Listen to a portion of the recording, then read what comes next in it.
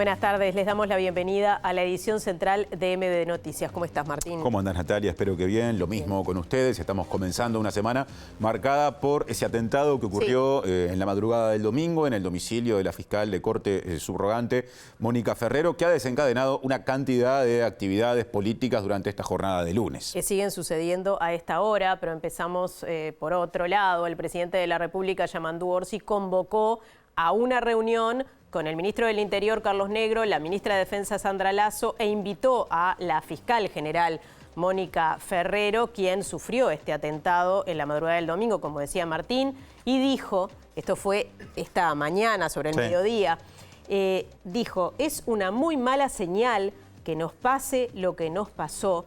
Esto lo dijo en conferencia de prensa tras esta reunión y pidió a las y los legisladores que aceleren tratar la ley contra el lavado de activos que está allí en el Parlamento. Eso pasó en la Torre Ejecutiva por la mañana. Ahora en la Torre Ejecutiva, Orsi otra vez está reunido con líderes de los partidos políticos.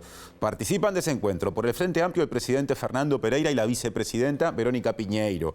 Además, por el Partido Nacional, Álvaro Delgado, presidente del directorio. Por el Partido Colorado, el secretario general, el senador Andrés Ojeda. Por Cabildo Abierto, el presidente partidario, Guido Manini Ríos, e Ignacio Curvelo, que es el vicepresidente. Y también participa por el Partido Independiente Pablo Mieres. No asistió el diputado Gustavo Salle, que es el líder de Identidad Soberana. La reunión terminó hace minutos. Está hablando en este momento Andrés Ojeda. Si te parece, Martín, vamos para allá. Está Martín Duarte cubriéndolo en la Torre Ejecutiva. Lo escuchamos. Sobre el operativo de seguridad detrás de la fiscal de corte. Nos dijeron que estaban trabajando en eso, pero no hubo ningún anuncio concreto de cosas puntuales que se fueran a hacer a partir de ahora. La frase del ministro fue: no hay soluciones mágicas.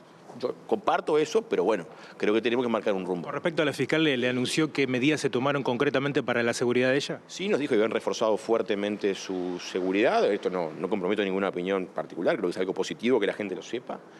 Y que a su vez también se había tomado un operativo más profundo a la hora de cuidarla de mejor manera, lo cual vemos positivamente. De vuelta, yo creo que hay que tener enorme prioridad en la salud, el bienestar y la integridad física de la fiscal de corte. Esto, señores, no tiene precedentes. Estamos hablando de un hecho inédito para el Uruguay. Digo, que la fiscal general de la Nación reciba un atentado en su casa con una granada de mano en Uruguay, no parece que fuera acá.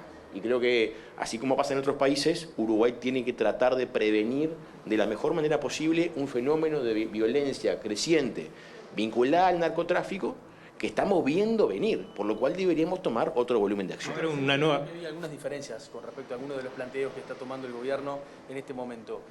¿Cuáles son? ¿Qué se puede saber? ¿Y qué planteó usted? No, yo creo que la discusión central no puede irse 100% hacia la ley de lavado. Creo que hoy la discusión central tiene que ser en materia de gestión de parte de él, naturalmente el Ministerio del Interior y otras agencias, organismos del Estado que se ocupan de la seguridad pública. O sea, migrar esta discusión a lo rápido o no rápido que avanza la ley de lavado me parece un error, ¿verdad? Y yo no quiero decir que no existe una ley de lavado, sí, y está bien, y avancemos con eso. Hoy tenemos ya normativa antilavado, no es que falte, digo, evidentemente se quiere profundizar y mejorar, y está claro que sí. Ahora, yo no estoy dispuesto a permitir que la discusión migre para ese lugar y no estemos discutiendo lo importante que es qué vamos a hacer todos los días en la calle para evitar que mueran 8 personas en 24 horas por violencia narco. Ahí está el foco de la cosa. Estamos en vivo para Canal 5, consultarles qué lineamientos compartieron con el presidente de esta reunión. Bueno, una vez más agradecerle al presidente la convocatoria, creo que corresponde. Ha tenido un reflejo muy bueno, esto no es la primera vez que pasa, nos convoca cuando hay cosas importantes. Esta vez esto es muy grave, esto no puede ser una anécdota más que queda en el olvido después de unos días. Este es un hecho muy trascendental para el Uruguay, para lo que es lo macroinstitucional, para lo que es el sistema de justicia y para la vida de una persona que tuvo un atentado contra su propia vida. Entonces, en ese sentido, nosotros agradecer y bueno, estar en la orden a la convocatoria del presidente para sumar y el respaldo monolítico a la fiscal Mónica Ferrero. Como decíamos, hoy el narco ha identificado a su enemigo y su enemigo se llama Mónica Ferrero. Es resorte del sistema cuidar a la persona que hoy tiene la responsabilidad de avanzar contra el narco. Y les cuento, ayer en la conversación con ella, lo primero que me dijo es: a mí no me van a amedrentar. O sea, si lo que pretendían era amedrentar a Mónica Ferrero, claramente no la conocen. Gracias, chicos. Bueno, compañeros, por allí la palabra de Andrés Ojeda, el primero de los dirigentes, en este caso, de los distintos partidos que a partir de las 5 de la tarde comenzaron a reunirse aquí con representación del Partido Independiente, Partido Nacional, también Cabildo Abierto y el Frente Amplio van a estar brindando sus palabras y también se espera la convocatoria del ministro Negro para estar dando sus detalles. Volvemos en algunos minutos. Muchas gracias, Martín. Como veíamos de fondo, seguirá habiendo ruedas de prensa con líderes de distintos partidos, por lo que en un ratito volveremos a la Torre Ejecutiva. Exacto, estamos atentos. Mientras tanto, repasamos otros temas del día. Titulares.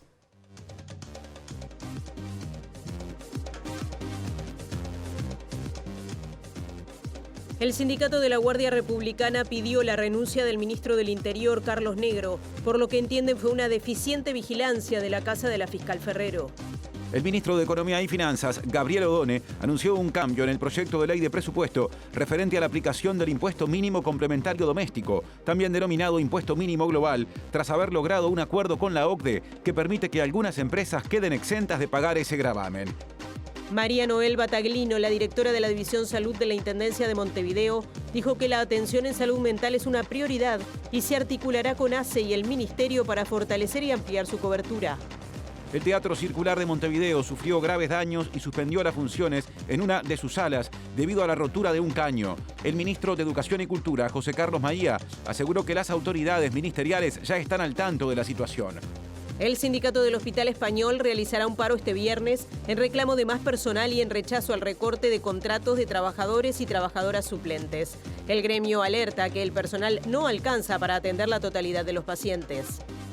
La Casa Blanca publicó el plan de 20 puntos que el presidente de Estados Unidos, Donald Trump, presentó al primer ministro israelí, Benjamín Netanyahu, para poner fin a los ataques sobre la Franja de Gaza. La Confederación de Pueblos Indígenas de Ecuador llamó a un paro indefinido para protestar contra el aumento de los combustibles tras un fin de semana de enfrentamientos con la policía que dejó un saldo de 1 muerto y 12 militares heridos. Estamos en sus dispositivos a través de la web de TV Ciudad, tvciudad.uy. También estamos en el canal de TV Ciudad en YouTube y nos pueden escuchar en sus dispositivos o por aire mediante Uniradio, que es por aire 107.7 de FM en Montevideo y cercanías, y en la web uniradio.edu.uy, porque es la radio de la Universidad de la República. Seguimos presentando móviles. Sigue Natalia. Sí, vamos con otros de nuestros adelantos. Vamos a dar la bienvenida ahora a Mariana Abreu, que nos informa de otra denuncia sindical en un hospital de Montevideo. Mariana. Exactamente, Natalia, buenas noches. Estamos en la Federación de Funcionarios de Salud Pública porque justamente este gremio lleva adelante un paro en el Hospital Maciel porque un trabajador del hospital, un guardia de seguridad, sufrió una agresión física que, bueno, requirió incluso atención médica, y desde el gremio se exigen respuestas para este tipo de situaciones que denuncian se vienen manifestando cada vez con más frecuencia. Móvil cultural con Nacho Vázquez allí en la Feria Internacional del Libro de Montevideo. Adelante, Nacho.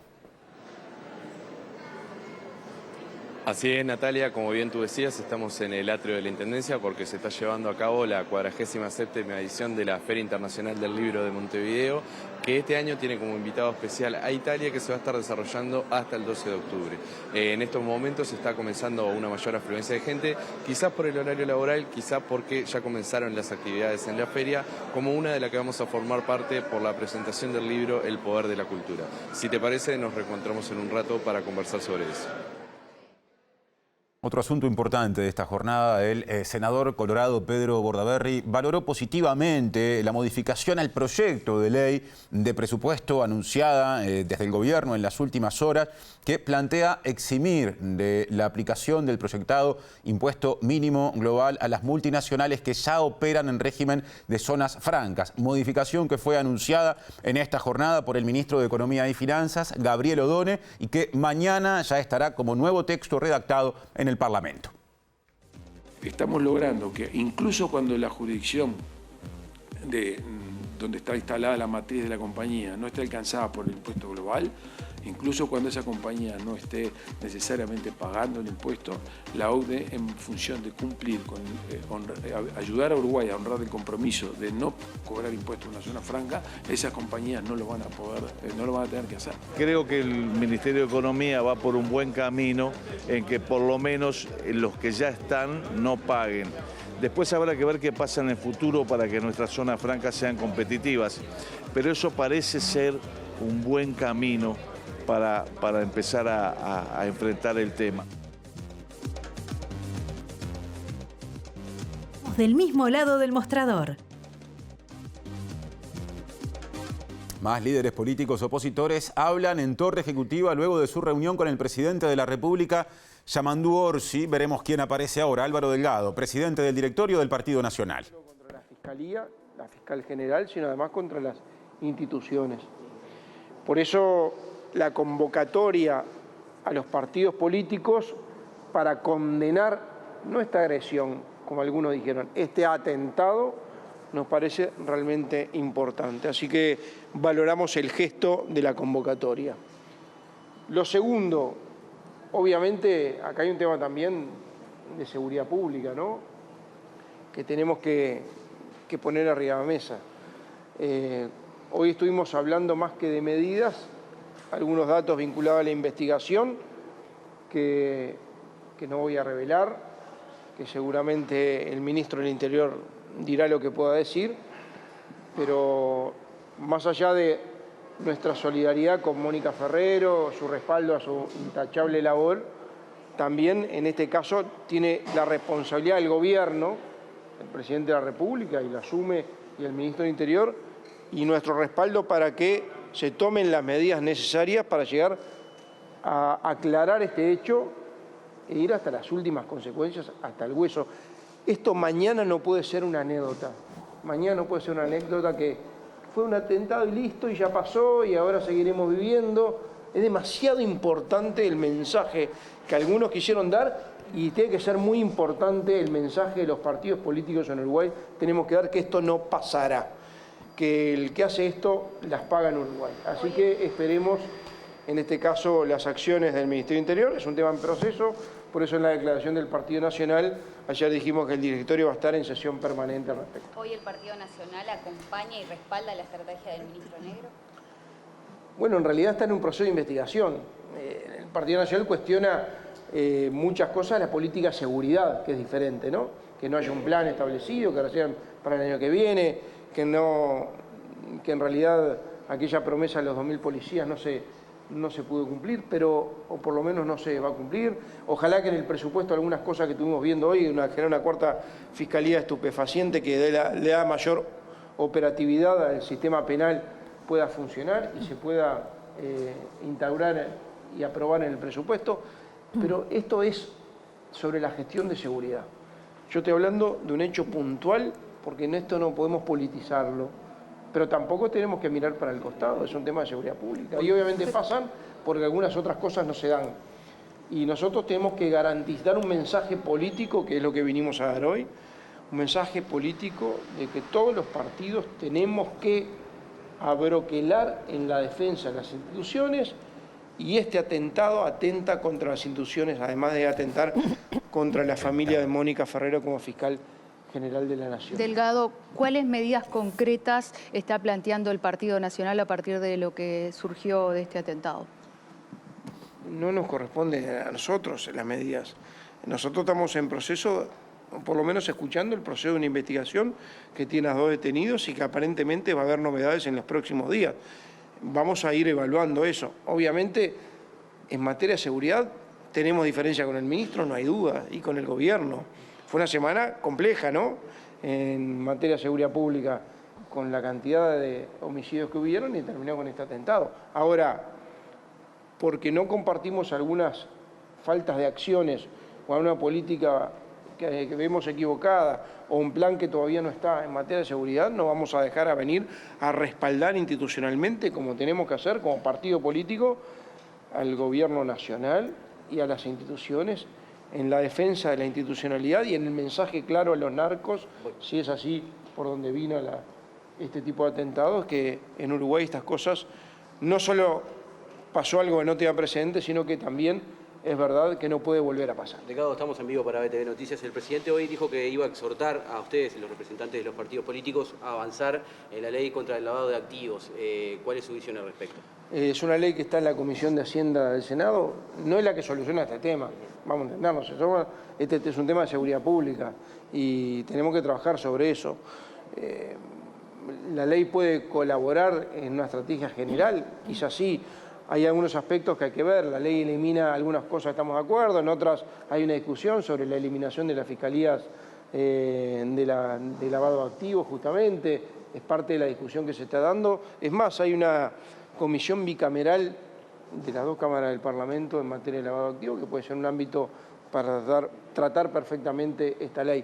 No es la solución es salir a hacer lo que hay que hacer y a brindarle protección a la fiscal, en primer lugar, a las acciones de quienes nos cuidan y respaldar a la policía. Delegado, ¿cómo se traduce en hechos esta unidad que quiere demostrar el sistema político y los partidos políticos? Cuando usted y los dirigentes dicen que es necesario no enviar mensajes políticos partidarios sobre este tema, ¿aluden a las declaraciones que pueden venir en las próximas horas de distintos legisladores o de otros integrantes del partido? ¿Qué apuntan con eso? No, a ver, no vamos a medrar con esto. A ver, quién saca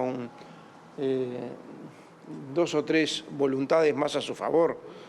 Obviamente tenemos una posición sobre la política de seguridad, ya se lo acabo de decir, que somos muy críticos en cómo se ha dado, la falta de un plan, en algunas cosas que se dijeron en campaña no se están cumpliendo, en algunas acciones que no creemos del todo acertadas. Ahora, ¿vamos a dejar de estar en un momento donde en realidad hay un atentado contra la fiscal general de la Nación? No, acá lo que tenemos que hacer es respaldo institucional representado en los partidos políticos que vienen en este caso a respaldar una acción del gobierno que le estamos pidiendo y exigiendo que apure, que profundice la investigación y que los culpables se les aplique todo el peso de la ley, porque es el mensaje que tenemos que dar.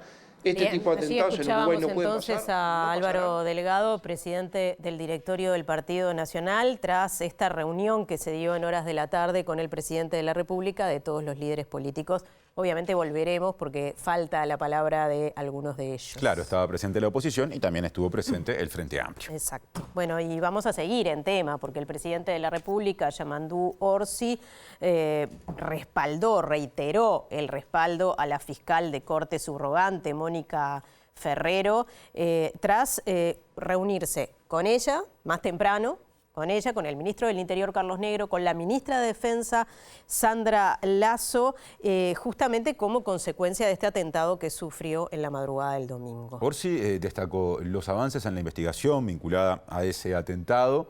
También dijo que fue un hecho que tuvo la particularidad de que se atacó el domicilio de la fiscal de corte subrogante, lo que a su criterio implica pasar un límite que no se debe permitir que se pase. Y también llamó a que se apruebe el proyecto de ley que introduce modificaciones a la normativa antilavado. Cabe aclarar que se continúa investigando y se activarán respuestas concretas y operativos en aquellos barrios donde existan vínculos o indicios concretos que lo vinculen con este atentado. Le pido o solicito o exhorto a las bancadas de los partidos políticos que aceleren el tratamiento de la ley de lavado remitida hace ya un tiempo por la Presidencia de la República y que se dé la discusión profunda, porque creemos que por ahí también hay que golpear y hay que ser cada vez más eficiente. La inteligencia cumple un rol fundamental y eso exige discreción y por otro lado prefiero en este caso o en otros casos también vinculados con estos temas responder con mucho trabajo y quizás bastante menos declaraciones. Consultado por los reclamos planteados por funcionarios de la Guardia Republicana respecto a las condiciones de trabajo y al no incremento de presupuesto para Fiscalía, Orsi señaló: Esto no se resuelve solamente con un tema de presupuesto.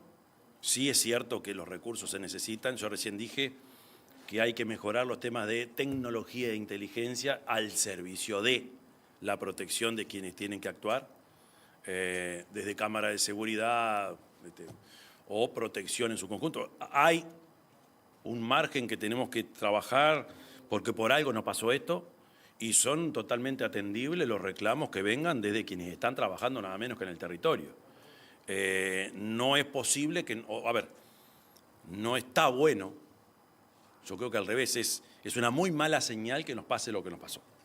Hay que admitirlo. Entonces hay que estrechar las formas de protección y, por supuesto, mejorar las condiciones de trabajo de Fiscalía y de los policías que están en el territorio. Presenta UTE, porque en UTE creemos que todo lo que das vuelve. Por eso creamos el Plan Redondo. Lo que recién vimos y escuchamos fue a media tarde. Después hubo reunión de Orsi con líderes políticos. Ya terminó. Habla Fernando Pereira, que concurrió en representación del Frente Amplio. Así es, compañeros, el turno de la palabra del Frente Amplio a propósito de la participación en esta mesa de trabajo. Bueno, Pereira, ¿qué primera lectura, balance se hace esta reunión con el presidente, con el ministro Negro y también con el resto de los líderes partidarios? Bueno, ante un hecho delicado, es muy positivo que el presidente de la República convoque a todos los partidos políticos con representación parlamentaria para hablar del hecho, para buscar posibles acuerdos, para trabajar en una primera señal clara, que es que todos los partidos del Uruguay nos hemos solidarizado con claridad con la Fiscal General de la Nación, con la doctora Ferrero, que todos los partidos del Uruguay hemos dicho que hay que cuidar la institucionalidad y que para eso hay que tomar las medidas adecuadas, que hay que irlas conversando. En el caso del Frente Amplio, claramente hemos priorizado el proyecto de ley que está vinculado al lavado de activos, porque estamos convencidos que esa es una herramienta, pero hay otras y queremos conversarlas porque cuidar la democracia, nuestra forma de vida, el país en el que queremos vivir, es fundamental para el fortalecimiento democrático. Entonces, esta ha sido una reunión, yo diría, fundamental, y ha sido una reunión que demuestra que los partidos pueden tener muchas diferencias en aspectos de cómo dirigir el país, eso que nosotros llamamos dos proyectos de país, pero que hay aspectos que tienen que ver con la defensa democrática, con el cuidado de las instituciones, donde todos los partidos tenemos que estar del mismo lado. ¿Qué otras herramientas le han manifestado justamente? Porque recién tanto Ojeda como Delgado señalaron que no solamente con una ley de lavados se combate de alguna forma el narcotráfico. No, de acuerdo, hay que trabajar en muchas orientaciones, pero bueno, la reunión es una señal muy potente del sistema democrático de que no va a aflojar ante las presiones del narcotráfico y el crimen organizado. Luego habrá muchas posiciones de cuál es la mejor manera de combatirlo. Nosotros estamos convencidos que siguiendo la ruta del dinero, pero por supuesto no es la única medida. De hecho ya se están tomando medidas para combatir el crimen organizado y bueno, y también ya se han tomado medidas sobre este caso en particular y de hecho hay personas detenidas, hay otras personas indagadas, en fin, se está trabajando en la parte investigativa de este hecho en concreto. Pero luego queremos dar una señal a la sociedad uruguaya que cuidar la institucionalidad y el país democrático en el que queremos tiene una unidad nacional muy importante y es un basamento político y social para cuidar nuestras instituciones, ¿no? ¿Se puede traducir esto en más presupuesto para los fiscales? ¿Qué se habló con las bancadas? Bueno, esto hay que trabajarlo, todo hay que trabajarlo. El presupuesto es un proyecto vivo. Siempre que uno tiene, como nosotros tenemos limitaciones presupuestales, producto de un déficit mayor al que esperábamos, cuando uno quiere redistribuir, le tiene que sacar a otro. Pero se verá cuáles son las mejores herramientas, pero no lo vamos a ver en esta reunión, sino en el Parlamento propiamente dicho, y es lo mejor que le puede pasar a un país democrático. El propio Orsi confirmaba hoy que se está lejos o por lo menos atrás en materia tecnológica que estas bandas organizadas. ¿No es un momento adecuado también para reformular de alguna forma el presupuesto? Bueno, se está analizando. Yo lo que digo es, esta reunión tiene un aspecto simbólico, que es los partidos declaramos nuestra solidaridad con la Fiscalía y con la institucionalidad. Tiene un efecto práctico. El presidente nos dio una serie de herramientas para entender el tema. Tiene un aspecto luego parlamentario que se va a discutir entre la bancada de diputados y se van a poder encontrar soluciones, entre otras a las tecnológicas. Y es verdad que la inversión es muy grande y que es verdad que es una prioridad proteger la institucionalidad uruguaya. Muy bien, gracias. Presenta Asociación de Funcionarios Portuarios. Hacete socio y accederás a beneficios exclusivos como colonia de vacaciones, préstamos, servicios de la salud, tienda online con precios exclusivos y mucho más. Otras violencias ahora. Desarrolla su tema desde móvil Mariana Abreu, que ya lo presentó más temprano. Adelante, Mari. Sí, porque como anunciamos, la Federación de Funcionarios de Salud Pública realiza un paro de 24 horas en el Hospital Maciel luego de una agresión sufrida por parte de un trabajador del hospital, un guardia de seguridad que cumplía tareas allí en este centro de salud. Y estamos junto a Lorena Luján, quien es presidenta de la Departamental de Montevideo de la Federación, para preguntarte en primer término, Lorena, y gracias por recibirnos, ¿cómo fue este incidente y cuán frecuentes son este tipo de situación? Bueno, primero que nada agradecerles a ustedes por visibilizar que una vez más estamos ante un hecho de violencia contra los trabajadores y trabajadoras de la salud. El equipo de salud lo ve con mucha preocupación, pero principalmente la Federación de Funcionarios de Salud Pública, de que estos hechos se estén dando seguido y que, bueno, a nosotros nos preocupa muchísimo.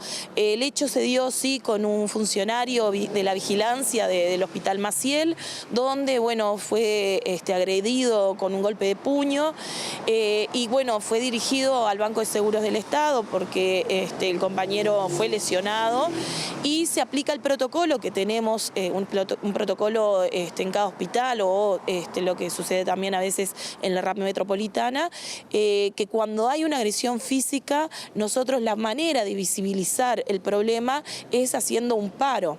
Si bien nosotros estamos como cambiando o hacia una perspectiva de cambio de esos protocolos, porque creemos que hay que buscar otras herramientas, porque sabemos muy bien que quien queda de rehén a veces es el usuario, pero no podemos normalizar estas actitudes y por eso es que hoy nos encontramos realizando un paro, pero también en la construcción de nuevos protocolos hacia, bueno, estas medidas que tenemos que tomar, porque lamentablemente cada vez son más seguidas y el equipo de salud cada vez se ve más atacado por, bueno, usuarios que no entienden que el equipo de salud no es quien debe de recibir esa agresión y nosotros sí velamos por todos los compañeros y que en algún momento las autoridades nos den la importancia necesaria de que el equipo de salud necesita trabajar con tranquilidad, con los insumos necesarios, pero principalmente con la seguridad. Me contabas que este tipo de situaciones se asocia a contextos que de repente faltan medicamentos o especialistas y la gente, bueno, como respuesta tiene este tipo de agresión o comportamiento. Bueno, a veces sí, a veces nos encontramos que la falta de insumos o la falta de personal, con algo que nosotros venimos reivindicando en nuestra plataforma reivindicativa hacia un presupuesto quinquenal, es eso, la falta de personal principalmente, que hace que la cara visible sea el equipo de salud y con quien se encuentra ese usuario es a quien agrede cuando tiene una necesidad, así sea de una necesidad más logística o una necesidad, en este caso, como decías tú, de puede ser medicamentos, puede ser la atención, porque también cuando no se encuentran con un día o una hora para un especialista, también se torna ese ambiente que terminan, las consecuencias las tienen los funcionarios de la salud, pero que el usuario termina tomando estas medidas, ¿no? Muy bien, muchas gracias Lorena Luján de la Federación de Funcionarios de Salud Pública a propósito de este paro que se está realizando en el Hospital Maciel hasta mañana a las 12 del mediodía. Gracias, Mariana y resto del equipo. Ahora retomamos el tema del día. Les contamos que la fiscal de corte subrogante y también procuradora general de la Nación, Mónica Ferrero, se encuentra bien físicamente y concurrió a trabajar en esta jornada de lunes, pese al impacto emocional que significó haber padecido el atentado que ocurrió justamente en su casa durante la madrugada del domingo. El vocero de la Fiscalía General de la Nación, Javier Benech, dijo a MBD Noticias que el caso ya está en manos de la fiscal de estupefacientes de cuarto turno, Angelita Romano. Especialmente me pidió ella que transmita su agradecimiento por todas las manifestaciones de apoyo que recibió en el día de ayer, tanto del sistema político, de todo el sistema político, como de la sociedad civil. Ha habido comunicados de las cámaras empresariales, del PIT-CNT, o sea, de un sinfín de actores sociales respaldando la institucionalidad y realmente eso creo que en todo este episodio tan lamentable es algo para destacar. Sabemos que no se pueden dar algunos de los datos de esta investigación que es reservada, pero ¿qué se conoce hasta ahora para darle seguridad a la ciudadanía? Bueno, se está investigando, lo que ha sido público es que hay 2 personas que están detenidas y se está trabajando en esa línea. Está investigando, trabajando la Fiscalía de Estupefacientes de cuarto turno a cargo de la doctora Angelita Romano y yo por ahora más detalles que eso no tengo. ¿Cómo se analizan hasta ahora las eventuales responsabilidades de los distintos actores de protección de la fiscal? A ver, yo no soy un experto en el tema. Desde el momento que hubo un ataque es evidente que algo falló. Y bueno, ahí la evaluación de riesgo que se hizo en su momento no fue quizás la adecuada. Sé que son todos mecanismos sobre los que se están trabajando como para tratar de corregirlo y se ha reforzado la seguridad. Seguimos adelante hablando de asuntos vinculados a la seguridad, porque también ocurrieron cosas en el Parlamento a propósito de este tema. Sí, la Comisión de Seguridad y Convivencia de la Cámara de Representantes resolvió por unanimidad sesionar de forma permanente para seguir de cerca la investigación sobre el atentado contra la fiscal de Corte, Mónica Ferrero. Nicolás Mesa, diputado del Frente Amplio, es el vicepresidente de esta comisión y descartó la hipótesis de que se trate de un autoatentado, que fue planteada por el también diputado y líder del partido Identidad Soberana, Gustavo Salle.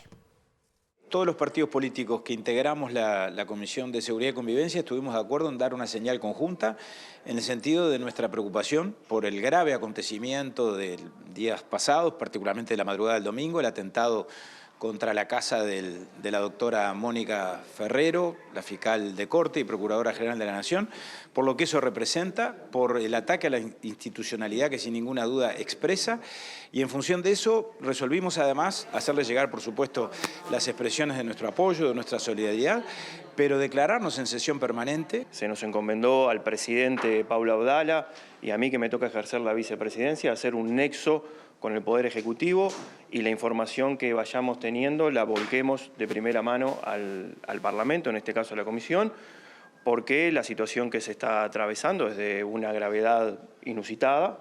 Lo primero que corresponde, por supuesto, es la solidaridad con la fiscal Mónica Ferrero, con su familia y con todos los funcionarios que cumplen esas tareas. Recién Salle, y en la comisión tengo entendido también, planteó una suerte de autoatentado o de operación armada en torno a esto. No hay ningún elemento que indique eso. De hecho, el propio presidente de la República, Yamandu Orsi, ayer daba cuenta de los avances que hay en la investigación gracias al trabajo silencioso y meticuloso de la Policía Nacional y de la Fiscalía. Consultado por si esta situación amerita que el sistema político acelere la designación de Ferrero como fiscal de Corte y no como subrogante que es actualmente, Abdala dijo que son cuestiones separadas y no tiene urgencia particular, que sí tiene esclarecer el atentado. En la reunión de hace un rato entre el presidente Orsi y referentes de todos los partidos políticos, o de casi todos los partidos, también estuvo el ministro del Interior, Carlos Negro. Vamos a verlo y escucharlo a continuación. Y la de su familia. Por la tarde tuvimos esta reunión con los representantes de los partidos políticos, una muy buena reunión donde se hizo explícito por parte de todos ellos de la necesidad de dar una fuerte respuesta institucional de unidad frente a la violencia de cualquier grupo que quiera atentar de alguna manera contra las personas o las instituciones. Ministro, estamos en vivo para Telenoche. De la investigación, ¿qué se puede conocer? No, la investigación no se puede conocer porque precisamente hay que resguardarla y cuidar para que tenga efectos y resultados. Pero el presidente habló de avances hoy. ¿Cuáles? Sí, está habiendo avances seguramente. Tenemos un largo camino que recorrer de prueba científica que se está analizando. Todavía no estamos en condiciones de adelantar. ¿Qué se intercambió hoy con la...? No. ¿Qué se intercambió hoy con Ferrero? Yamandu Orsi aludió a que se van a tomar acciones concretas en los barrios en los que se entiende que hay una vinculación con este ataque. ¿Qué tipo de acciones son esas? El presidente lo que anuncia son la planificación de acciones, eso es tal cual. Lo que no podemos decir es cuáles son las acciones. ¿Se puede saber algo de la procedencia de la granada? Se hablaba de que cierto narcotraficante había viajado al exterior para intentar conseguirlas. ¿Qué se sabe al respecto? Es información reservada. ¿Qué medidas se tomó puntualmente con...? En la la seguridad de otras personas que son objeto del narcotráfico, ¿cuántas están sobre la mesa? No entendí la pregunta. Que Orsi hoy habló de reforzar la seguridad de otras personas también. ¿Cuántas están sobre la mesa? ¿Significa más presupuesto? ¿Cómo se van a organizar en la estrategia? No, esto es inmediato, es en la emergencia, estamos viendo cuáles son esas personas que necesitarían eventualmente una protección mayor a la que tienen hoy, pero no es un tema presupuestario. Negro, ¿se reconoce fallas en el sistema de seguridad de Ferrero? No entendí ninguna de las dos preguntas. Si se reconoce alguna falla en lo que fue el sistema de seguridad con la que estaba custodiando a la fiscal Ferrero. La fiscal Ferrero tiene seguridad hace muchísimos años, y la seguridad de los funcionarios y de determinados funcionarios se organiza en base a protocolos y también una participación del propio funcionario protegido. Es necesario contar con la quiesencia y conformidad del funcionario que es protegido, y las normas de seguridad que tenía la doctora Ferrero eran las que indicaban el protocolo y el acuerdo de ella.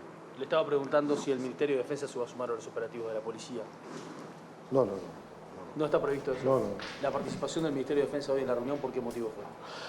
Porque tienen alguna participación en cuanto a sabiduría, expertise, know-how en materia de explosivos y ese tipo de... Ministro, tecnológicamente, ¿cómo está el Ministerio? Hoy el presidente hacía referencia que a veces se corre de atrás a propósito de la tecnología que cuentan estas bandas. Sí, el tema de la tecnología está arriba de la mesa, necesariamente. Fue uno de los temas tratados hoy con los partidos. ¿En qué cosas se puede actualizar a la hora de dar este combate? Es información estratégica que no podemos brindar. Ministro, ¿ya se entabló diálogo con el sindicato de la Guardia Republicana? ¿Se puede mejorar a corto plazo las condiciones que ellos reclaman? Nosotros tenemos un diálogo fluido con todos los sindicatos policiales y una mesa permanente. Esta administración implementó una mesa permanente de diálogo con todos los sindicatos. Cualquier sindicato que quiera tener alguna propuesta, iniciativa o reclamo ante el Ministerio tiene un canal periódico, fluido y abierto en el Ministerio. ¿Eso pidieron su renuncia? Es una cuestión de eso. ¿No era momento de sacar a luz los reclamos? ¿Cómo? ¿No era momento de sacar a luz los reclamos? ¿De quién? De ellos. ¿Entiende que no era el momento? No, nosotros no interferimos en la libertad sindical. Ministro, sobre el caso en concreto, ¿puede haber alguna vinculación con la incautación de drogas hace unos cuantos meses, 2 toneladas y pico? ¿Hay un indicio de que esté vinculado a esto? Bueno, nosotros estamos convencidos que la respuesta violenta de los grupos de narcotraficantes se da por el trabajo y el combate permanente que estamos haciendo a los narcotraficantes día a día. ¿Ya identificaron cuál sería la banda de narcotraficantes detrás de este atentado? Es información que no podemos dar. Ministro, esto pone sobre la mesa el hecho, se lo hemos consultado a los líderes políticos, de reformular el presupuesto puntualmente del Ministerio del Interior para atender esta coyuntura, este tipo de situación. No, el presupuesto ya salió de la órbita del Ministerio del Interior, está en el Parlamento. El encuentro fue con líderes de los distintos partidos. Digo, si fue un tema que se pudo tratar o que quizás pueda haber acuerdo para reformularlo. El presupuesto está abierto, está siendo debatido en el Parlamento y allí los partidos políticos pueden tejer los acuerdos que entienden. El presidente planteó que se acelere de alguna forma el tratamiento de la ley contra el lavado de activos. ¿Realmente aporta, cambia mucho en una situación como esta la nueva ley o el cambio de la reglamentación que plantea este gobierno? Bueno, la persecución del lavado de activos está en la base de cualquier estrategia de lucha contra el narcotráfico, porque esto es por plata. Los narcotraficantes se estimulan y viven detrás de la plata. Si no tenemos herramientas para hacer el seguimiento y la ruta del dinero, difícilmente podremos combatir eficazmente a los grupos organizados. Pero desde la oposición están planteando ratificar la continuidad de Mónica Ferrero como fiscal de corte. ¿Cuál es la posición del gobierno al respecto? El Ministerio del Interior no opina sobre ese tema. Negro, ¿cuántas personas pueden estar detrás de este atentado? Bueno, como todo grupo organizado y planificación, tiene un número variable de integrantes. Nosotros podríamos dar ese número si supiéramos todos los partícipes. Todavía estamos en proceso de investigación. Ministro, el proyecto de ley que se impulsa implica la eliminación de la Fiscalía Especializada. ¿Qué implica eso? Entiendo que la idea de la eliminación de la Fiscalía Especializada en lavado de activos proviene de la propia Fiscalía General de la Nación, de la propia Mónica Ferrero, y creo que es en el entendido que la persecución del lavado indica que la mejor forma es que las investigaciones sean en forma conjunta, concomitante y en una sola sede fiscal. Así lo enseñan los manuales y las prácticas del mundo entero. Y por eso creo que la propia fiscal general es la que recomienda la eliminación de esta fiscalía. ¿Quién dijo que nuestro compañero Nacho Vázquez aparece solo los viernes? Un lunes y en este caso con móvil. ¿Cómo andás, Nacho? Bienvenido. ¿Cómo estás, Tincho? Un placer saludarlos desde acá. Estamos en el piso 1,5 de la Intendencia, más precisamente en el Espacio Marosa, porque acaba de finalizar la presentación de El Poder de la Cultura, un libro editado por Penguin y escrito por Nathalie Peter Irigoyen y Facundo de Almeida. En este caso vamos a conversar con Nathalie. Nathalie, ¿cómo estás? Muchas gracias por el espacio. Muchas gracias a vos. Nathalie, El Poder de la Cultura es un libro sobre el valor de la cultura en el escenario internacional, en las relaciones internacionales. ¿Por qué escribir El Poder de la Cultura ahora? En un mundo convulsionado, con muchos cambios geopolíticos, con un alto impacto de las tecnologías de la información, con transformaciones en el consumo y la producción de los bienes y los servicios, creemos que es importante revalorizar el poder de la cultura como un elemento que incide en la política exterior de los países y por lo tanto en el bienestar de sus ciudadanos. La cultura es parte del poder blando de un país, ese poder que se compone de cultura, valores y políticas, y que nos permite proyectarnos, incluso cuando en términos relativos, como por ejemplo países como Uruguay, que tienen poco poder duro, o sea, poco gasto militar y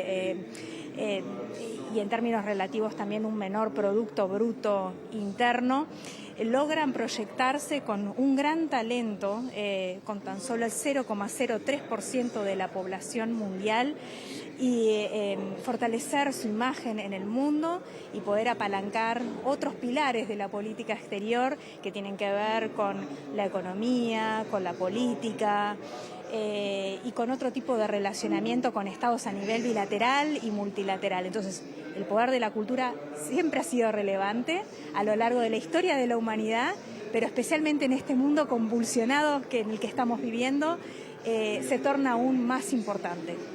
Si bien tú sos uruguaya, Facundo es de Argentina, así que extiendo la pregunta al Río de la Plata. ¿Cómo ven ustedes ese poder blando en el Río de la Plata? ¿Cómo se desempeña en el concierto mundial? Creo que tenemos muchos valores compartidos en el Río de la Plata y que podemos defender y seguir defendiendo esos valores tanto individual como conjuntamente. Para Uruguay siempre es bueno poder sumarse a plataformas que amplifiquen su voz, a procesos integracionistas, y la cultura es un gran motor para trabajar sobre esas plataformas y unidos ser mucho más fuertes. Nathalie, participaste de la Asamblea de las Naciones Unidas, de ese clima especial que nos hablabas al principio. ¿Sentís que se vivió en la Asamblea? Yo creo que sí, incluso creo que en las palabras del presidente Orsi quedó muy en claro que la cultura tiene un sentido amplio, más allá de un aspecto muy importante que es la expresión, las expresiones artísticas. La cultura es nuestra institucionalidad, nuestros valores democráticos, nuestros principios, todo aquello que nos hace grandes en el exterior y es nuestra mejor carta de presentación. Así que sin saber lo que el presidente iba a decir, nuestro libro ya anticipaba que esos son los grandes valores sobre los que tenemos que seguir trabajando y proyectarnos también en organismos como las Naciones Unidas. Nathalie, muchas gracias. Gracias a ustedes. Compañeros, compañeras, quedó presentado El Poder de la Cultura. Nos volvemos a estudios desde esta 47 Feria del Libro. Gracias, Nacho, y el resto del equipo. Cambiamos de asunto. Les contamos que hoy el ministro de Economía y Finanzas, Gabriel Odone, anunció que el gobierno va a modificar el texto del proyecto de ley de presupuesto en, digamos, el tramo referido a la aplicación del impuesto mínimo global. El proyecto de ley, como se sabe, ya hace cerca de un mes que está en el Parlamento. El jerarca dijo que luego de un acuerdo alcanzado con la Organización para la Cooperación y el Desarrollo Económico, la OCDE, algunas de las empresas que operan en régimen de zona franca quedarán exentas de pagar ese gravamen que el gobierno busca aplicar a las compañías con una facturación de más de 750 millones de euros anuales. Esto tiene costos de compliance, esto tiene costos transaccionales de contabilidad, esto tiene costos. Esto tiene cambios en cómo vamos a capturar nueva inversión para poder traer a las zonas francas, absolutamente. Pero al mismo tiempo hemos logrado con la OCDE, algo que hemos conocido en las últimas horas, que nos autorice a excluir a cualquier empresa que tenga beneficios previos, por lo tanto que esté dentro de una zona franca, de cualquier gravamen asociado a este impuesto. Con lo cual estamos logrando que incluso cuando la jurisdicción donde está instalada la matriz de la compañía no esté alcanzada por el impuesto global, incluso cuando esa compañía no esté necesariamente pagando el impuesto, la OCDE, en función de cumplir con ayudar a Uruguay a honrar el compromiso de no cobrar impuestos en una zona franca, esas compañías no lo van a tener que hacer. Eso va a estar establecido incluso en la ley, la modificación de la ley que estamos mañana presentando en el Parlamento. O sea que se trata de un impuesto neutro que nos va a recaudar el 80% del aumento de impuestos que precisamos para este periodo, que no va a afectar a ningún contribuyente que esté localizado en territorio uruguayo y que nos va a permitir resolver en buena medida parte del problema fiscal. No obstante lo cual, y es lógico, es legítimo, es entendible, las partes interesadas van de punta. Yo he escuchado a algunos miembros del sistema político decir que esto es la kirchnerización de la política económica de Uruguay. No nos hagamos un daño a nosotros mismos. Créannos que lo que estamos haciendo es algo audaz, es algo complejo, pero que está absolutamente orientado a lo que es el objetivo del país, de seguir siendo un país atractivo para atraer inversiones, para atraer inversores y absolutamente alineado al clima de negocios. Seguimos en tema. El senador colorado Pedro Bordaberry valoró que este cambio propuesto por el gobierno, del que hablaba recién el ministro de Economía, orientado a aquel impuesto mínimo global que se propone crear, no grave a muchas de las empresas que ya operan en zona franca. Y también llamó a modificar el artículo orientado a permitir el levantamiento del secreto bancario sin orden judicial y dijo que ambos temas hacen a las certezas jurídicas del país. Obviamente ese es un tema muy delicado porque hace a la seguridad de los contratos, que es un valor del Uruguay. Y la ley de zonas francas dice no solamente que no pagan los impuestos, sino que el Estado le asegura que en el futuro no van a pagar. Entonces creo que el Ministerio de Economía va por un buen camino en que por lo menos los que ya están no paguen. Después habrá que ver qué pasa en el futuro para que nuestras zonas francas sean competitivas, pero eso parece ser un buen camino para empezar a enfrentar el tema.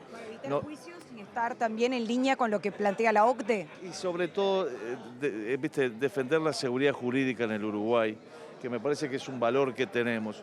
Junto con eso, me parece que podemos trabajar en el tema del secreto bancario y su levantamiento. Es decir, que el levantamiento siga siendo por un juez, pero en plazos más cortos, quizás sin noticia del afectado.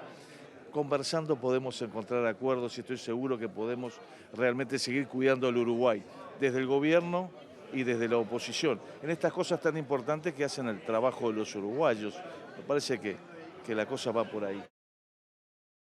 Ahora cambiamos de asunto y reabrimos la agenda internacional desde la perspectiva uruguaya, porque el ministro de Relaciones Exteriores, Mario Lubetkin, dijo que Uruguay podría llegar a catalogar como genocidio lo que está ocurriendo en Gaza si antes la ONU aprueba el informe de una comisión independiente que está bajo su órbita y que recientemente, en su momento lo informamos aquí, determinó que efectivamente se está cometiendo ese delito por parte de Israel.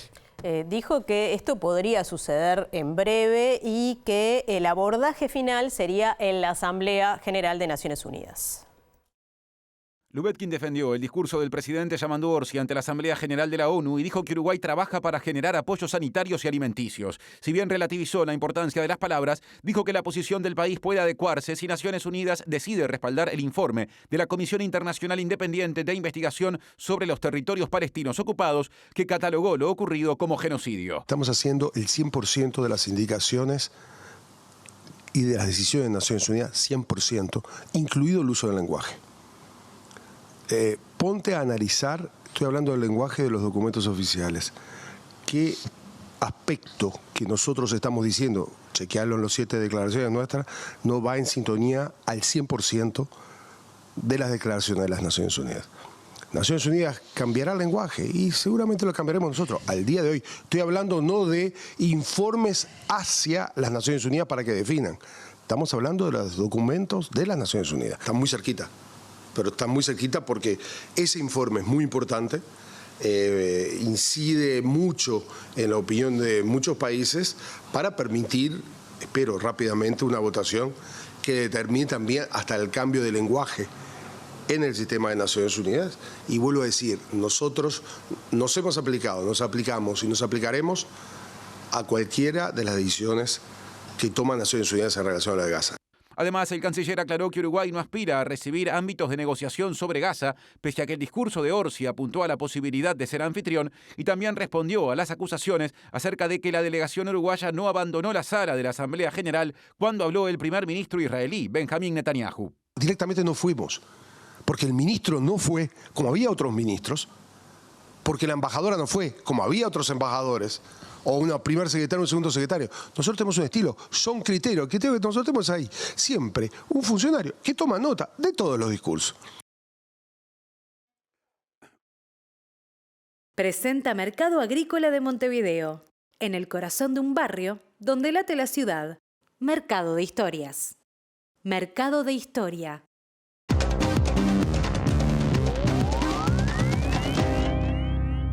¿Qué tal? Buenas tardes. Abrimos el capítulo internacional y seguimos hablando de Oriente Medio porque hoy fue un día muy importante. Tal vez no el día más importante de la civilización en los últimos tiempos, como dijo el presidente Trump, pero sí un día fundamental porque hoy, luego de una reunión que mantuvieron en Washington con el primer ministro Benjamín Netanyahu, Trump le presentó los 20 puntos del acuerdo que propone a Israel y a Hamás, que en un principio el gobierno israelí aceptaría. Falta la respuesta de Hamás, que ya fue presentada por los mediadores, Qatar y Egipto. A propósito de Qatar, el primer ministro israelí pidió disculpas públicamente y dijo que había hablado con el primer ministro qatarí a raíz del ataque que su país realizó sobre un lugar donde estaban los negociadores de Hamás, donde mató 5 de sus integrantes, que no eran los principales negociadores, y un agente de seguridad qatarí. Netanyahu dijo que ese hecho no se va a volver a repetir, lo lamentó, y dijo que está a la espera de ver cuál es la respuesta de Hamás para esta propuesta que ha hecho el presidente de Estados Unidos, Donald Trump, que contempla varios aspectos. Los principales y primeros: la liberación de los rehenes, la entrada de ayuda humanitaria, la retirada paulatina de las fuerzas israelíes y la desaparición de Hamás de cualquier intento de gobierno que se pretenda sobre el territorio palestino. El reconocimiento tendría que venir luego de una serie de etapas que fueron planteadas por el presidente de Estados Unidos al primer ministro israelí. El presidente de Estados Unidos, Donald Trump, presentó este lunes el plan al primer ministro israelí Benjamín Netanyahu durante su reunión en la Casa Blanca y ahora espera una respuesta de Hamás. Entre los puntos más destacados del plan se establece que Gaza será una zona libre de terrorismo y no representará una amenaza para Israel y que será reconstruida para beneficio de su pueblo, así como un alto al fuego inmediato y el repliegue gradual de las fuerzas israelíes para preparar la liberación de rehenes tanto vivos como muertos. De acuerdo al plan presentado, Israel liberará a 250 presos palestinos condenados a cadena perpetua y 1.700 gazatíes detenidos tras los atentados del 7 de octubre, mientras que el movimiento islámico Hamás debe comprometerse a coexistir pacíficamente y a desarmarse, y tras la aceptación del acuerdo se enviará toda la ayuda humanitaria necesaria para Gaza. La entrada y distribución de la ayuda se realizará sin interferencias y a través de las agencias de Naciones Unidas, y Gaza será administrada por un comité tecnocrático supervisado por una Junta de Paz Internacional presidida por el propio Trump y que incluirá al ex primer ministro británico Tony Blair para que luego una autoridad palestina reformada tome el control posteriormente.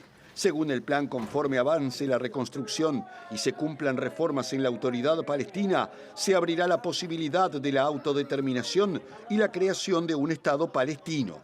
Por ahora, el primer ministro israelí Benjamín Netanyahu sostuvo que apoya el plan de Trump para poner fin a la guerra, que según dijo logra los objetivos bélicos planteados, traerá de vuelta a casa a los rehenes y desmantelará las capacidades militares de Hamás, poniendo fin a su gobierno político y garantizando que Gaza nunca nunca vuelva a representar una amenaza para Israel, declaró Netanyahu en rueda de prensa junto al presidente de Estados Unidos. Veremos qué pasa. Vamos a Ecuador ahora porque la situación sigue siendo compleja desde el punto de vista social. Además de los temas vinculados a la violencia del crimen organizado, al narco, a las luchas y peleas en las cárceles que han dejado 10, 15, 17 muertos, hay que sumarle que hace varios días la Confederación Nacional Indígena viene encabezando una marcha junto a otras organizaciones sociales que están relacionadas con el aumento de los combustibles y esto ha generado enfrentamientos y muerte, como en el caso de las últimas horas de Imbabura, en el norte de Quito, uno de los epicentros de la conflictividad y la violencia, que el presidente Daniel Noboa atribuye a la oposición a intentos terroristas. Y hay que decir además que en los próximos días está prevista la visita de la secretaria de Seguridad de los Estados Unidos, Kristi Noem, que va a recorrer Ecuador para ver cuáles serían los lugares posibles para la instalación de bases militares. Un tema que todavía no está laudado en Ecuador, que se va a discutir y que se va a votar. Pero sin embargo el gobierno de Estados Unidos ya está echando el ojo a ver dónde puede instalar esa base. Recordemos que la última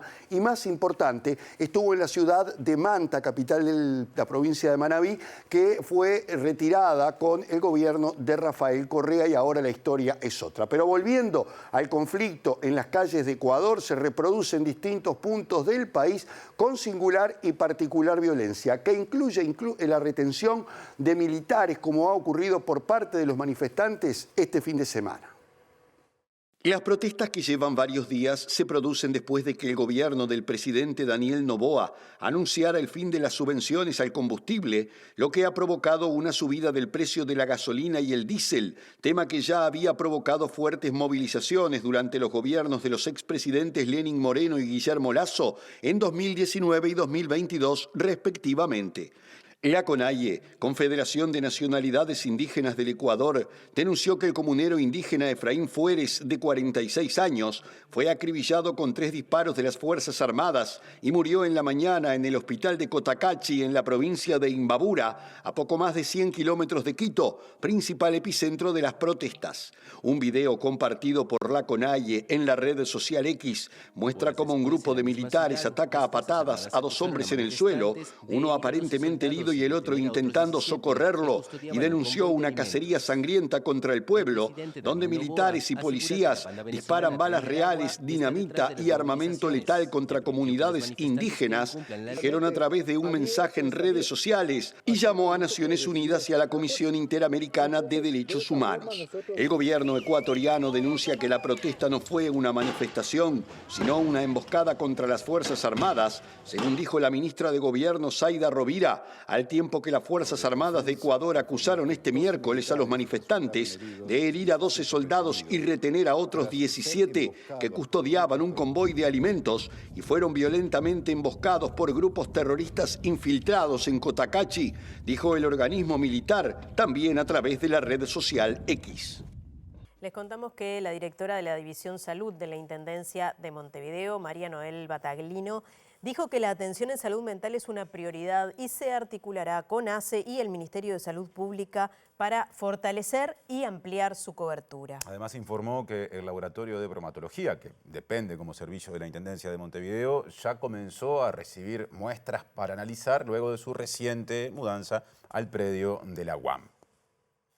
Todo lo que tiene que ver con salud mental, que para nuestra gestión es una prioridad, en concordancia con lo que se ha manejado de emergencia a nivel nacional de atención a la salud mental, y nosotros estamos comprometidos en trabajar en forma articulada con el Ministerio de Salud y con ACE para seguir fortaleciendo esos servicios, que desde la Intendencia de Montevideo tiene una perspectiva de enfoque comunitario y de la perspectiva de acercar a la ciudadanía en su lugar. Cuando decimos consolidar es justamente, como vos decís, que se mantenga el servicio y ampliar la cobertura. Ajá.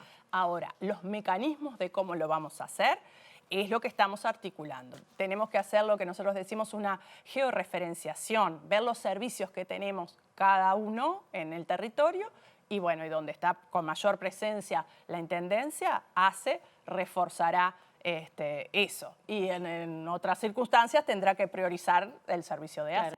Por otro lado, la directora de Salud de la Intendencia confirmó que se inició el relevamiento de muestras en el nuevo laboratorio de bromatología que analizará alimentos que se comercializan en Montevideo tras el traslado a la UAM y la etapa de transición por la mudanza. Además, se refirió a la necesidad de una fuerte inversión para mejorar la infraestructura en las salas funerarias y necrópolis de la Intendencia. Otro asunto, el día 3 de octubre el sindicato del Hospital Español va a hacer un paro. Por un lado, en reclamo de más personal y por otro, en rechazo al recorte de contratos de trabajadores y trabajadoras que se desempeñan en calidad de suplentes. Se alerta que el personal no alcanza para atender toda la demanda y destaca que hay sectores con más de 24 pacientes, en su mayoría dependientes, que son atendidos por 2 o 3 personas. Nos falta personal, nos faltan manos, nos faltan insumos, a veces faltan frutos frescos en la cocina, como ahora, tanto vegetales como frutas. Y todo esto lleva a un desgaste, ¿no? A un desgaste en la atención, a un desgaste de los compañeros, que atienden una población de pacientes, la mayoría de ellos a veces muy requirientes, de una dependencia total, se diría. Entonces son pocas manos para mucho trabajo. Hoy se nos dice que hay un rubro de suplentes que está disminuido, que hay un recorte, que está limitado. Entonces esa disminución del rubro suplente lo que implica es una recarga de trabajo, que se ve directamente afectada la atención al paciente. Pero no solo en el rubro suplentes, lo que decía, los frutos frescos de cocina, los materiales básicos como las anitas, como las bolsas de residuos contaminados, con los riesgos que ello implica, antisépticos. Es decir, el Hospital Español su reapertura fue producto de una lucha de trabajadores y usuarios, fue un modelo de atención en lo que tiene que ver con el sistema público. Nosotros no queremos que eso se deteriore. Seguimos reivindicando el mejor hospital público para trabajadores y usuarios. Vamos a cambiar de asunto. El ministro de Educación y Cultura, José Carlos Maía, se refirió a la situación del Teatro Circular afectado el viernes pasado por una inundación a raíz de un desperfecto en las cañerías del edificio Ateneo. Dijo que las autoridades del ministerio ya se han hecho presentes para evaluar los daños e intentar ayudar a un lugar emblemático. El viernes 26 de septiembre, el Teatro Circular difundió a través de sus redes sociales la noticia de que sus instalaciones se vieron gravemente afectadas por una inundación. La causa del siniestro fue un desperfecto en la cañería del edificio Ateneo, lugar donde funciona el teatro. Según los integrantes de la compañía, los daños son incalculables y afectan al hall de las instalaciones, la sala número 1 y el depósito de vestuario. Al ser consultado sobre el tema, el ministro de Educación y Cultura, José Carlos Maía, dijo que autoridades del ministerio ya se han hecho presentes en el Teatro Circular. Primero, la preocupación y la solidaridad. Lo segundo es que ya fueron autoridades del Ministerio de Educación y Cultura, particularmente la directora Maru Vidal, el director del Instituto de Artes Escénicas, Gustavo Sidán, y estamos en una etapa de ayudar a evaluar y seguramente vamos a tener que intentar apoyar desde este lugar a un lugar que, valga la redundancia de palabras, sea emblemático por su historia, y que, solo se ha dicho que, como muchos casos, no puede salir. Vamos a evaluar con presidencia y con distintas áreas y desde qué lugar se puede ayudar.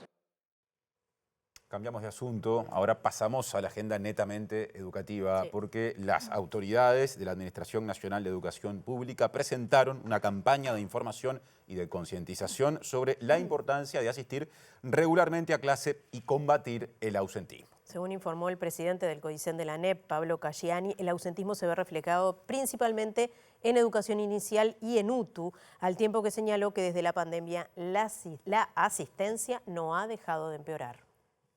Hay países en el mundo que han mejorado después de la pandemia, pero además necesitábamos unificar un conjunto de evidencias porque la inasistencia es multicausal, es decir, hay muchas razones por las cuales los gurises faltan.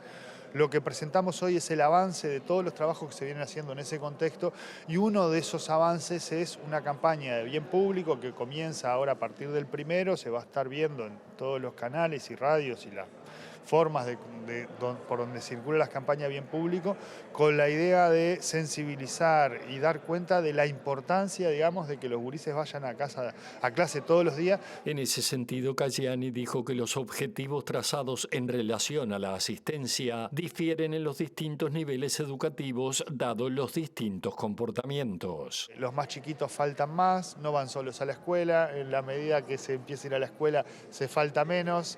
Después volvemos a tener un pico de poca asistencia en lo que es media básica y media superior, más en UTU que en secundaria. Entonces estamos pensando metas concretas para cada uno de estos tramos y acciones concretas también para cada uno de estos tramos. En el trabajo que hicimos en julio de comenzar con la revinculación, con el Volví a tus sueños, donde los equipos consultaban a los gurises por qué no estaban asistiendo, y esta franja de 15, 16, 17 años tenemos por un lado un conjunto de gurises que están vinculados al mercado laboral y por lo tanto tenemos que formular propuestas que atiendan esa situación, pero después hay un conjunto de gurises desvinculados del sistema educativo que lo que planteaban es que no le encontraban sentido a lo que había para hacer en el centro educativo.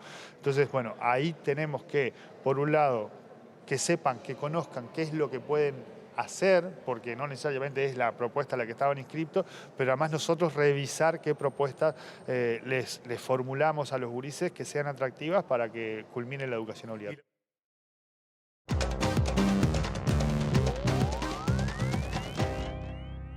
Retomamos la información internacional y seguimos hablando de malestar social. Recién lo hacíamos en Ecuador. Hablemos de Paraguay, donde este fin de semana se llevó a cabo una manifestación por el centro de Asunción que tuvo algunos enfrentamientos con la policía y que terminó con 8 agentes heridos y más de 30 personas detenidas. Quienes promueven esta movilización se autodenominan la generación Z, jóvenes paraguayos que están reclamándole al gobierno transparencia y ataque a la corrupción en todos los estamentos políticos y sociales del Paraguay.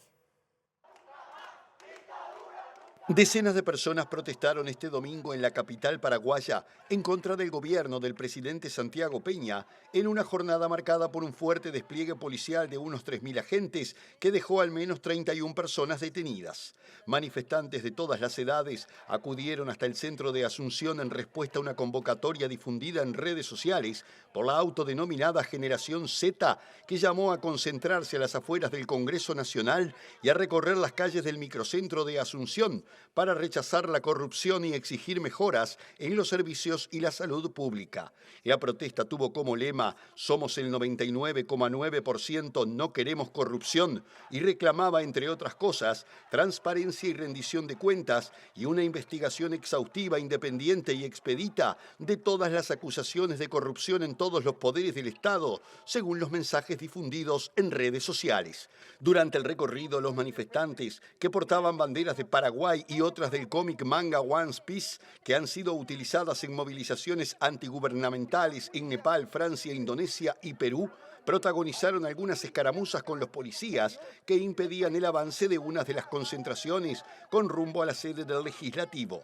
Mientras los agentes intentaron dispersar la movilización con gas pimienta, algunos asistentes respondieron con piedras sin que el incidente pasara a mayores, al tiempo que, según la policía, en la protesta convocada por la autodenominada Generación Z, si bien hubo jóvenes presentes, advirtieron que la mayoría de los que se sumaron fueron activistas políticos conocidos que no identificó. Repasamos entonces los datos del tiempo para los próximos 2 días en Montevideo y área metropolitana. Mañana, último día del mes de septiembre de este año, nos despedimos de septiembre con el cielo nuboso, con periodos de algo nuboso, mejorando en la tarde con una temperatura máxima de 22 grados y una mínima de 11. Y ahora pasamos al pronóstico del tiempo para pasado mañana, miércoles 1 de octubre, el 10º mes del año. Vendrá con cielo despejado, por lo menos en las primeras horas de la jornada, durante la mañana de ese día, según dice Inumet. Claro y algo nuboso, apenas, ¿no? Algo nuboso en Montevideo y área metropolitana. Por la tarde y la noche de ese día se espera que el cielo se mantenga claro y algo nuboso con periodos de nuboso. Temperaturas extremas pronosticadas, una mínima algo baja para la época, 9 grados y una máxima de 20 grados.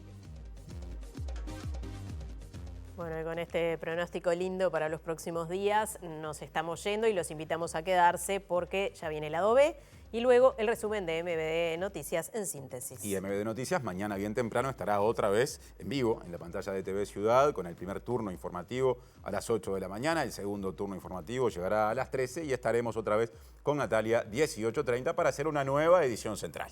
Los esperamos. Que Gracias pasen por bien. estar.